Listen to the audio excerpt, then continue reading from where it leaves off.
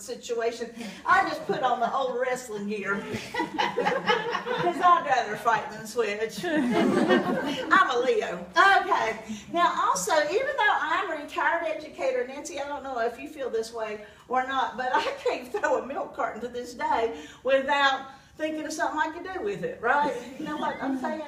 I'm always on safari looking for new ideas, and sometimes my classroom was pretty wild, and sometimes my classroom was even like being at a zoo. But you know, we always would love for our classrooms to feel like every day is a day at Disney World. And let's just face it, sometimes we feel a little goofy, right? Okay. And then sometimes we feel a little ducky. Now speaking of ducks, wait a minute, let's try this one out. Okay. All right, look at this one. This is one of my newest ones too. Look at this. I think that's just precious. But I'd rather feel ducky instead of being like a duck. Hold on. Out of water.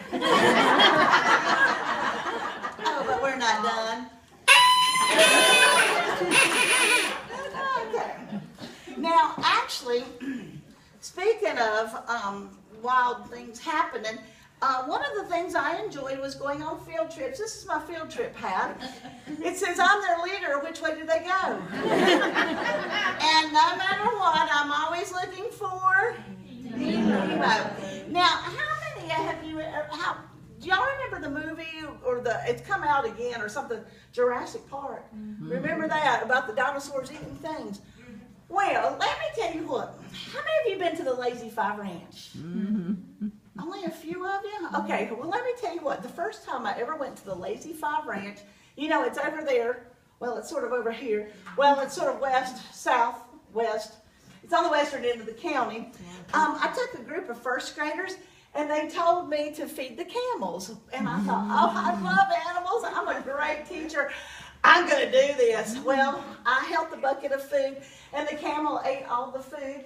And then I looked down, and there was one of my first graders, and all you could see was his shoulders to his feet. The reason being, the camel had clamped down on his head. Yeah. Well, they told me a lot at Lenore-Ryan about going on field trips, but they never told me how to get a child's head out of a camel's head. And it was already all the way down here, and I thought, what am I going to do? So I slapped that camel as hard as I could. It spit up all over the child. I just knew I had really just come to Jurassic Park. But anyway, I got him loose, and I went to the restroom and cleaned him up.